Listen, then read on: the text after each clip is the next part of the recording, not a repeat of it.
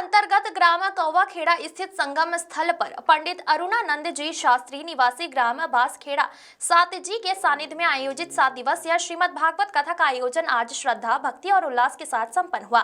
निरंतर 7 दिनों तक चले इस धार्मिक आयोजन में बड़ी संख्या में श्रद्धालुओं ने श्रीमद् भागवत कथा का रसपान किया। कथा समापन के अवसर पर महाआरती का भव्य आयोजन किया गया, जिसमें समस्त ग्रामवासियों ने सहभागिता निभाई। इसके पश्चात श्रद्धालुओं के लिए विशाल भंडारे का आयोजन भी किया गया, जिसमें दूर दराज से आए भक्तों ने प्रसाद ग्रहण किया। इस अवसर पर जब हमारे संवाददाता ललित रघुवंशी ने कथावाचक पंडित अरुणानंद जी शास्त्री जी से बातचीत की, तो उन्होंने कहा, श्रीमद् भागवत कथा मानव जीवन को सतमार्ग की ओर ले जाने वाली दिव्य कथा है। इसके श्रवण मात्र से ही मनुष्य के विकार दूर होते हैं और समाज में सद्भाव, प्रेम और संस्कारों का विकास होता है। ग्राम कौवाखेड़ा के समस्त ग्राम वासियों ने जिस श्रद्धा और सहयोग से इस आयोजन को सफल बनाया है, वह वास्तव में सराहनीय है। मैं प्रभु श्री कृष्ण से सभी के सुख, शांति और समृद्धि की कामना करता हूँ। पूरे आयोजन के दौरान क्षेत्र में भक्तिमय वातावरण बना रहा और हर और राधे राधे व हरे कृष्णा के जयकारे गूंजते रहे। समस्त ग्राम वासियों के सहयोग से संपन्न हुआ यह धार्मिक आयोजन क्षेत्र के लिए एक आध्यात्मिक प्रेरणा बनकर सामने आया है। रुद्र टाइम न्यूज से जिला ब्यूरो चीफ ललित रघुवंशी की रिपोर्ट। मैं ललित रघुवंशी, रघुकुल न्यूज जिला छिंदवाड़ा। जैसा कि मैं अभी यहाँ पर पहुंचा हूँ ग्राम कौवाखेड़ा में, जो कि छिंदवाड़ा जिले के चांद नगर के अंतर्गत आता है, और हम अभी जो बैठे हैं संगम स्तंभ में बैठे हैं। संगम स्तंभ आपने सुना होगा कि प्रयागराज में था, वो त्रिवेणी संगम है, लेकिन चांद क्षेत्र के कौवाखेड़ा में एक दो नदी आपस में आकर यहाँ पर मिली है, तो इसलिए उसको संगम स्थल कहते हैं। और यहाँ पर भव्य विशाल 3 नदी लगभग यहाँ पे भी बताया गया, जैसा कि ये 3 नदी यहाँ पर भी मिली हुई है, और ये संगम स्थल पर ही हम अभी बैठे हैं। और यहाँ पर भव्य विशाल मंदिर है, क्योंकि 22 वर्षों से ये मंदिर यहाँ पर स्थापित है। और यहाँ पर निरंतर प्रतिवर्ष, जैसे कि अभी आपने देखा कि यहाँ पे भागवत प्रवचन चलती आ रही है, धार्मिक अनुष्ठान होते आ रहे हैं। तो इस वर्ष जो कथावाचक थे यहाँ पर, जिनके मुखार बिंद से 7 दिवसीय कथा का यहाँ पर आयोजन चल रहा है, हम उनसे बात करेंगे कि आप कितने वर्षों से कथा कर रहे हैं और निरंतर कथा का उद्देश्य क्या है, ये सारी चीजें हम जानेंगे। जैसे कि गुरुदेव, जय श्री सीताराम। जय श्री राम। सीताराम। पहले तो आप अपना परिचय दीजिए, आपका पूरा नाम, निवास स्थान। मैं पंडित अरुणानंद शास्त्री, ग्राम बासखेड़ा। मैंने बचपन से ही काशी में रह कर के शिक्षा को प्राप्त किया है, और वहीं से गुरुदेव की कृपा से मैं भगवान नाम का कीर्तन कथा गान कर रहा हूँ। इसमें राम कथा, शिव महापुराण, श्रीमद् भागवत कथा का वाचन मैं करता हूँ। और विशेषकर मेरा उद्देश्य यह है कि हम जो युवा लोग हैं, इस समय मार्ग भटकते जा रहे हैं, नाना प्रकार के नशाओं में हम लोग लगते जा रहे हैं, तो हम नशा से मुक्त होकर के, और यह एक लक्ष्य बनाए कि नशा मुक्त भारत देश को बनाए, हमारी युवा पीढ़ी अच्छा कार्य करे, गौ सेवा, ब्राह्मण सेवा, संत सेवा करे, दीनहीनों की सेवा करे, और जो हमारे सत्य सनातन धर्म के लिए सब लोग एकजुट होकर के काम करें। एकजुट होकर के चलेंगे तो हम लोग आगे बढ़ेंगे, अपने जो धार्मिक स्थान है उनकी सुरक्षा हम लोग कर पाएंगे, ऐसा हमारा उद्देश्य है जी। यहाँ पर जो आपकी 7 दिवसीय कथा चल रही है, वो कौन सी कथा है? श्रीमद् भागवत कथा। श्रीमद् भागवत कथा। श्रीमद् भागवत कथा में मुख्य जो प्रेरणा स्रोत देने लायक चीजें क्या है, जो युवा पीढ़ी कुछ सीख सके? श्रीमद् भागवत में जो है कई प्रकार के कई चरित्र भगवान के हैं जी। उसमें जो है जैसे भगवान श्री कृष्ण ने बाल लीला किया जी। इसमें जैसे हम लोग गोवर्धन लीला लेते हैं जी। तो गोवर्धन लीला लेकर के भगवान ने मानो ये संदेश दिया है जनमानस को, यह जो पर्यावरण है जी, इसको सुरक्षित करना हम सबका धर्म बनता है, कर्तव्य बनता है जी। इसलिए पर्यावरण, जल की शुद्धि, जहाँ जहाँ भी जो है जो अशुद्धियाँ आ रही है जी, उसको शुद्ध करने का कार्य जो भगवान कृष्ण ने हमको शिक्षा दिया है, वह सब हमको करना चाहिए। और मैं आपसे पूछना चाहूँगा कि जैसे हमारे अभी कुछ वर्षों से अच्छा माहौल था देश का, लेकिन अभी इस वर्ष से हमको ये देखने में आ रहा है कि हिंदू जो है, बहुत सी जगह सुनने में आता है कि खतरे में है, बहुत सी जगह विदेशी आक्रांताएं हैं या अन्य धर्म के लोग हमारे ऊपर प्रार्थनाघात कर रहे हैं। जैसे बांग्लादेश की घटना हुई, पाकिस्तान की कुछ घटना हुई, और हमारे ही छिंदवाड़ा जिले में लालगांव की निरंतर घटनाएं सुनने में आ रही है। तो इससे आप क्या कहना चाहिए कि धर्म के प्रति, हमारे प्रति लोग ऐसे क्यों लगे हुए हैं, और उनको क्या करना चाहिए धर्म को मजबूत करने के लिए? मैं इस विषय में ऐसा समझता हूँ कि हमारे धर्म के लिए जब तक कि हमारी निष्ठा नहीं बनेगी, हमारी अपने धर्म में निष्ठा बननी चाहिए।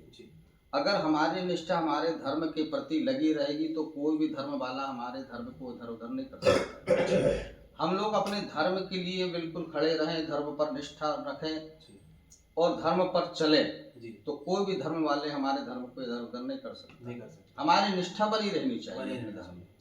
जैसे कुछ लोग अभी क्या है, क्रिश्चियन लोग हैं या इस्लामिक लोग हैं, वो अपना धर्म के लोगों को गुमराह करके पैसे का प्रलोभन देके धर्मांतरण का प्रक्रिया करवा रहे हैं। और जो लव जिहाद के मामले चल रहे हैं, जिसमें मुसलमान लड़के हिंदू आईडी बनाकर, हिंदू नाम बताकर हिंदू लड़कियों के साथ लव जिहाद कर रहे हैं, उस विषय में आपका क्या कहना है? मेरा ऐसा मानना है कि एक तो मैंने कहा कि पहले धर्म के प्रति निष्ठा माने, हम अपने धर्म पर चलें। अगर हम अपने धर्म को समझेंगे, उस पर चलेंगे, तो कोई भी व्यक्ति हमको अपने मार्ग से भटका नहीं सकता है जी। हम अपने धर्म पर चलते रहें, दूसरे धर्म वाले हमारा कुछ नहीं कर सकते, क्योंकि हमारा सनातन धर्म है, ये हमेशा से चला आ रहा है, आज भी है और आगे भी चल रहेगा। बस निष्ठा बनाने की आवश्यकता है हमको जी। तो बहुत बहुत धन्यवाद आपका। जैसे कि हमने गुरुजी से बात किया और इन्होंने ये भी कहा है कि भागवत के प्रति, धर्म के प्रति अगर हमारी कट्टरता और हमारा जो है विश्वास, संकल्प अच्छा बना रहा, तो हमारे धर्म को कोई भी झकझोर नहीं सकता, ना उससे टकरा सकता है, ना उसे हिला सकता है। बस हमें हमारे धर्म के प्रति कट्टर बनना पड़ेगा। जिस प्रकार दूसरे धर्म के लोग अपने धर्म के प्रति कट्टर हैं, उसी प्रकार हमें भी अपने धर्म के प्रति कट्टर होना पड़ेगा और धार्मिक चीजों में अपनी आस्था जुटाना पड़ेगा। आज की युवा पीढ़ी को उन्होंने संदेश दिया कि वो गलत राह में भटक रहे हैं, नशे की राह में भटक रहे हैं, मोबाइल का दौर है, टीवी का दौर है। तो इससे निकलकर अगर आप धार्मिक क्षेत्र में आते हैं तो इससे हमारा धर्म भी मजबूत होगा, आपकी अलौकिक शक्ति भी बनी रहेगी और आप अपने आगे जो कार्य है उसमें सफल रहेंगे। तो इसलिए उनका एक सीधा संदेश है कि धर्म के प्रति आप जितने ज्यादा कट्टर रहेंगे, धर्म के प्रति जितनी आपकी आस्था रहेगी, इससे आपका वैभव, देश का वैभव, समाज का वैभव और आपकी संपन्नता, आपका विकास, सारी चीज बनी रहेगी। मैं ललित रघुवंशी, रघुकुल न्यूज दक्षिण। ये श्री राम। मैं अभी यहाँ चांद नगर के अंतर्गत आने वाले ग्राम कौआ खेड़ा में बैठा हूँ, क्योंकि इसको संगम स्थल बोलते हैं। तो संगम पे हम अभी बैठे हैं और यहाँ पर निरंतर प्रतिवर्ष 30 वर्षों से, लगभग 32 वर्षों से बताया जा रहा है कि यहाँ पर भागवत का आयोजन होता है, श्रीमद् भागवत कथा का। क्योंकि 7 दिवसीय भागवत कथा होती है, लेकिन भंडारे का जो प्रोग्राम होता है वो 9 दिवसीय होता है। निरंतर डेली ही भंडारा यहाँ पर चलता है। तो मैं यहाँ पर पहुँचा और गुरुजी से मुलाकात हुई। अभी हम प्रवचनकर्ता जी से भी बात करेंगे। तो यहाँ के गुरुजी से मैं बात करना चाहूँगा कि आप अपना पहले पूरा परिचय दीजिए, आपका नाम, कितने वर्षों से आप यहाँ पर ये अनुष्ठान पूजा पाठ का काम कर रहे हैं। मैं कृष्णकांत दुबे, निवास स्थान पांजरा है जी। मैं कौआ खेड़ा में विगत 32 वर्षों से निरंतर जुड़ा हुआ हूँ और इस ग्राम की पुरोहिती करता हूँ।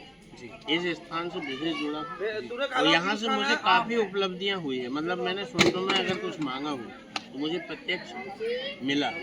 यहाँ पे बाबा जगन्नाथ जी जिनने ऐसे आश्रम को किया, और यहाँ पे हनुमान जी की जो मूर्ति लाने का श्रेय है वो हमारे बाबा जी को जाता है, जगन्नाथ बाबा जी को। उन्होंने अपने कंधे पे छकड़ा से खींचते हुए हनुमान जी को यहाँ कुलबेरा तक लाके वो यहाँ पे रखा। और जिस समय यहाँ पे यज्ञ था अपना दिघोरी में, उस बार से यहाँ पे भगवान हनुमान जी महाराज का ये मंदिर निर्माण कंप्लीट हो गया, वहाँ स्थापना हुई। और उसके बाद से यह भागवत कथा का दौर चल रहा है। यहाँ पे भक्त लोगों से सहयोग मिलके, मतलब समिति को आवश्यकता नहीं पड़ती, ग्राम के लोग मिलजुल के यहाँ प्रतिदिन भंडारे की व्यवस्था करते हैं। कथा के बाद में यहाँ भंडारा प्रसाद जो महाप्रसादी होती है वो बस्ती वालों की ओर से होती है। और बाकी यहाँ पे टोटल जो परिवार है, बच्चे हैं, नव युवा हैं, ये अपना रेगुलर अपना समर्थन देते हुए यहाँ प्रयास करते हैं और प्रतिदिन सेवा देते हैं। इस मंदिर को कितने वर्ष हो गए हैं? इस मंदिर को लगभग बने के लगभग हो गए यहाँ पे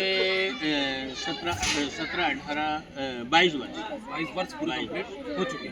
कुछ नव निर्माण कार्य भी दिख रहा है मंदिर का। नव निर्माण इसमें पिछले सत्र में ये माता जी का एक मंदिर का निर्माण हुआ है, साथ में एक तो कमरा और बनाया गया है। और यहाँ पे ये कुटिया जो कच्ची थी बाबा जी की, ये कुटिया पक्की बनी है। और इसके बाद में यहाँ पे ये ब्राह्मणों को रुकने के लिए एक आश्रम तैयार हुआ है, जो अभी छोटे रूप में था पहले। इसके बाद इस बार से ही इसको कंप्लीट करके थोड़ा सा बड़ा रूप दिया गया है। एक मंच का निर्माण भी बाद में हुआ है। पहले कथा जो है वो मंच और तख्त के माध्यम से होती थी, लेकिन अब अभी आज की स्थिति में वहाँ पक्का अपना सबूतरा बन के कंप्लीट है, उस समय कथा होती है। मैंने न्यूज़ के माध्यम से किसी से ये भी सुना था कि यहाँ पर पिछले 3 वर्ष पहले पूर्व कोई बाढ़ आया था पानी का, तो यहाँ पर पूरा पानी भर चुका था, जिसमें आप 2 दिन तक यहाँ पर फंसे हुए थे, ऐसा सूचना मेरे को। हाँ, ये जो थे बाबा जी वो 2 दिन तक यहाँ फंसे रहे।